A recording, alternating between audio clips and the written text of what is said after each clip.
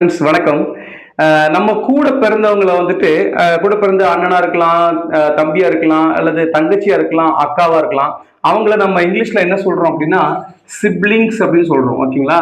Siblings உடன் பிறந்தவர்கள் அப்படின்னு நம்ம சொல்றோம். இந்த வேர்டு நம்மளுக்கு எல்லாத்துக்குமே தெரிஞ்ச வேர்டு, பரிச்சயமான ஒரு வேர்டு.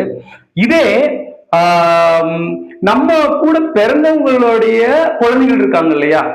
இப்போ நான் இருக்கேன்னா என் தம்பியுடைய அல்லது அக்காவுடைய தங்கச்சியுடைய அவங்களுடைய குழந்தைகளை நாம இங்கிலீஷ்ல என்ன சொல்றோம் அப்படின்னா அவங்கள நிப்ளிங்ஸ் அப்படின்னு சொல்றோம். ஓகேங்களா?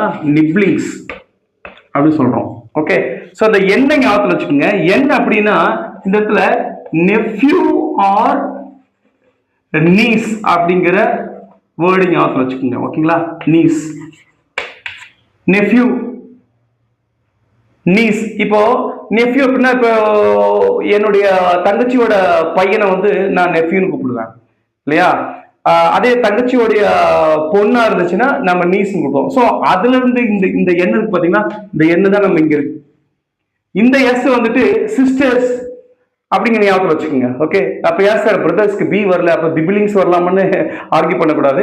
ஸோ சிஸ்டர் இது ஒரு நிமோனிக்ஸ். ஓகே. இப்போ அடுத்தது நம்ம உங்களுடைய பேரண்ட்ஸ் கூட பிறந்தவங்க இருப்பாங்க இல்லையா? பேரண்ட்ஸ் கூட பிறந்தவங்க, அதாவது உங்களுடைய சித்தப்பா பெரியப்பா அல்லது அத்தை இருக்காங்க இல்லையா? அவங்கள நாம என்ன சொல்லணும் அப்படின்னா பிப்ளிங்ஸ் அப்படின்னு சொல்லணும். ஓகே. பிப்ளிங்ஸ். இப்போ பி ஃபார் பேரண்ட்ஸ் அப்படிங்கிறது ஞாபகம் வச்சுங்க. பேரண்ட்ஸ் கூட பிறந்தவங்கள பிப்ளிங்ஸ்னு சொல்றோம். ஓகே. ஸோ நம்ம கூட பிறந்தவங்களுடைய குழந்தைங்களை நெஃப்யூ நீஸ் இல்லையா, அவங்கள நிப்ளிங்ஸ் சொல்றோம்.